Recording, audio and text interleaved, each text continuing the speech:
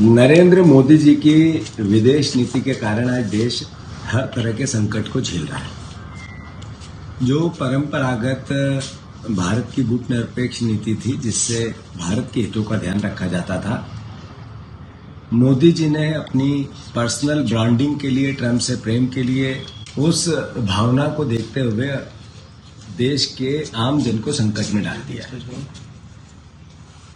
और सबसे बड़ी बात तो तब हुई तब नरेंद्र मोदी जी ने देश को संबोधित किया, संसद में बात की और कहा कि जैसा कोविड को लेकर देश ने एकजुटता बताई, ऐसे अब आने वाले संकट को लेकर भी देश को एकजुट रहना है। मतलब पहले लोगों को उन्होंने डरा दिया कि आप पेट्रोल संकट आ रहा है, इसी के कारण जगह जगह लंबी लंबी लाइनें लगी है। मध्य प्रदेश 70% मध्य प्रदेश में पेट्रोल डीजल की किल्लत या उसका डर लोगों को पेट्रोल पंप पे लंबी लंबी लाइनों में खड़ा करना है।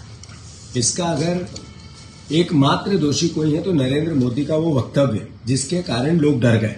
तो मैं समझता हूं ये देश के लिए एक बहुत भयंकर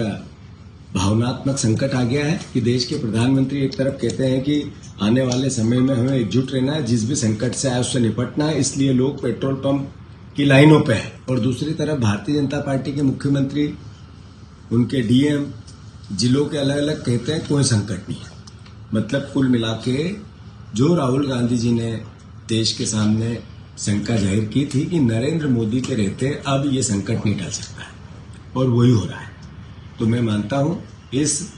पूरी परिस्थिति में कांग्रेस पार्टी का दायित्व सकारात्मक देश के साथ खड़ा रहने का है, देश की जनता के साथ खड़ा रहने का है,